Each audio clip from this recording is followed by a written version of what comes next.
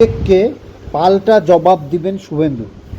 রাজনৈতিক মহলে অনুমান 18ই মে মেদিনীপুর লোকসভা কেন্দ্রে প্রচারে এসে অভিষেককে পাল্টা জবাব দিতে পারেন শুভেন্দু। জবাব দেবেন না কি উপেক্ষা করবেন জল্পনা একাধিক মহলে।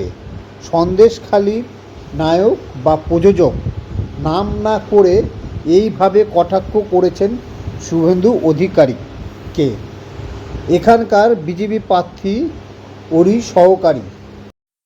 এভাবে বিঁধলেন অগ্নিমিত্রা পালকেও। মঙ্গলবার জুন মালিয়ার সমর্থনে সভা করেছেন অভিষেক বন্দ্যোপাধ্যায়। অগ্নিমিত্রা সমর্থনে সভা করতে আসছেন শুভেন্দু অধিকারী। একই দিনে মেদিনীপুর লোকসভায় চারটি নির্বাচনী সভা করতে পারেন রাজ্যের বিরোধী দলনেতা শুভেন্দুর সভা ঘিরে শেষ পর্বের প্রচার ঝড় উঠবে আশাবাদী গেরুয়া শিবির। বিজেপির সূত্রে খবর, সব ঠিক থাকলে 18ই মে মেদিনীপুর লোকসভার 4টি সভা করতে পারেন বিরোধী দলনেতা।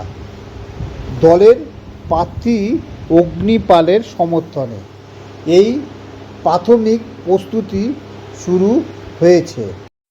জেলা বিজেপির সহ সভাপতি শঙ্কর গুচ্ছাইত মানছেন 18ই মে শুভেন্দুদা নির্বাচনী প্রচারে এখানে আসছে। ওই দিন 4টি জনসভা হবে।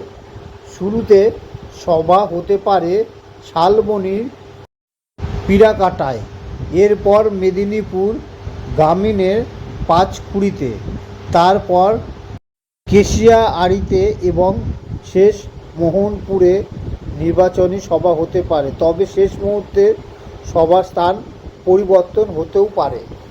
শুভেন্দুর আগেই অবশ্য নির্বাচনী প্রচারে জেলায় এসেছেন মুখ্যমন্ত্রী মমতা বন্দ্যোপাধ্যায়। 17ই মে খড়গপুরে মিছিল করার কথা তার। খড়গপুরে আসার আগে তার যাওয়ার কথা এগরায়। জুন মালিয়ার সমর্থনে সেখানে সভা করার কথা রয়েছে মুখ্যমন্ত্রী। মঙ্গলবার নির্বাচনী প্রচারে জেলায় আসছেন তৃণমূলের সর্বভারতীয় সাধারণ সম্পাদক অভিষেক বন্দ্যোপাধ্যায়। দলের প্রার্থী জুন মালিয়ার সমর্থনে দাঁতনে সভা করেছেন তিনি। 22শে মে ফের মেদিনীপুরে আসার কথা রয়েছে অভিষেকের। দাঁতনের সভা থেকে নাম না করে শুভেন্দুকে কটাক্ষ করেছেন অভিষেক।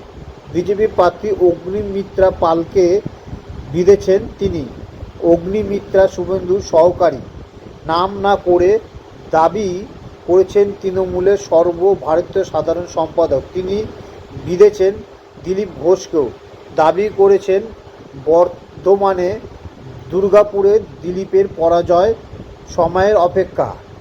রাজনৈতিক মহলের অনুমান 18ই মে মেদিনীপুর লোকসভা কেন্দ্রে প্রচারে এসে অভিষেককে পাল্টা জবাব দিতে পারেন শুভেন্দু।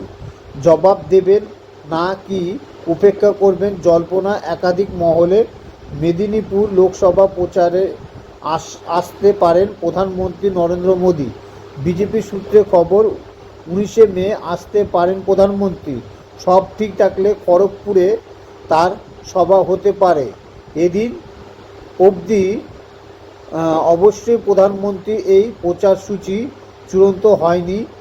2-1 দিনের মধ্যে চূড়ান্ত হতে পারে বলে বিজেপি সূত্রে খবর। নতুন খবরের আপডেট পেতে হলে আমাদের চ্যানেলটিকে লাইক করুন, কমেন্ট করুন, শেয়ার করুন, সাবস্ক্রাইব করুন। সাবস্ক্রাইব করতে ভুলবেন না। Thank you.